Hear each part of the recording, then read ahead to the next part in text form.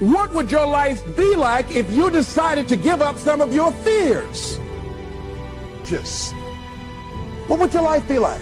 If you decided to act on your dream, if you did what you felt in your heart. You know what courageous means? Tom Ruskin and Randy Reed said. They said that courage comes from a French word which means of the heart.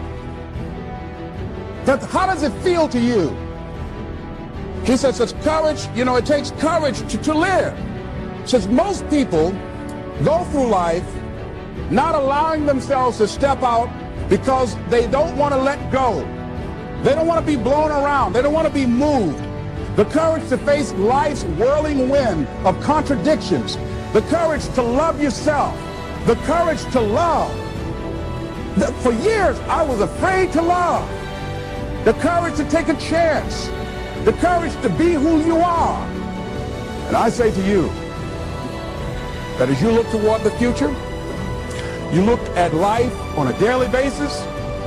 If there's something that you have been given, if you've heard something within yourself that you know that what you're doing now doesn't fit for you, it doesn't work for you, it's not giving you what you want, and there's something else that you want to do, don't allow that inner doubt in you to talk you out of it. To build a case on why you can't have it. To tell you why you're not good enough.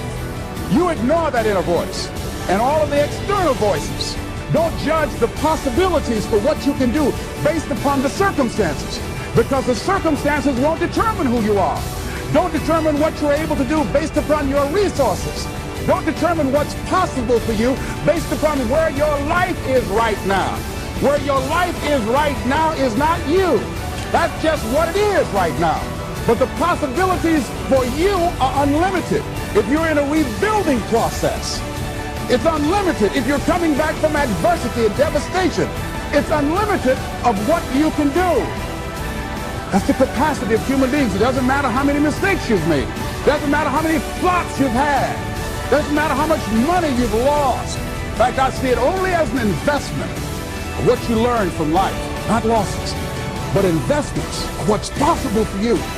And I say to you that once you start listening to yourself, and as you begin to act on your dream, as you start just trying to find your way, doing what you can with what you have, you will start seeing things opening up for you. You'll start attracting people. You say, where'd they come from?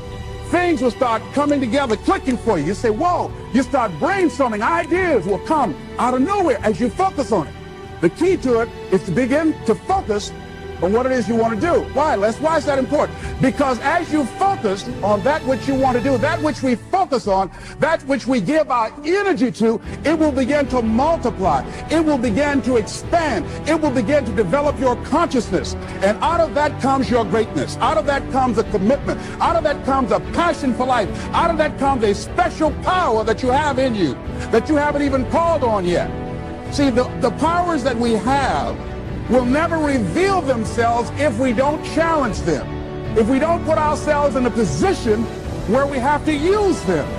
So one of the most important things is reading a book that's a really interesting book called Instant Millionaire, and the guy said, put yourself in a position where you can't retreat, where it's do or die, sink or swim. Here's what you'll find out.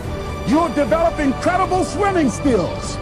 You'll find yourself stroking unlike you've ever seen before. Through the inspiration of desperation, you'll become more creative than ever before. So what is it? How do we handle that whole piece? Throw your whole self into it. See, most people go at it tentatively.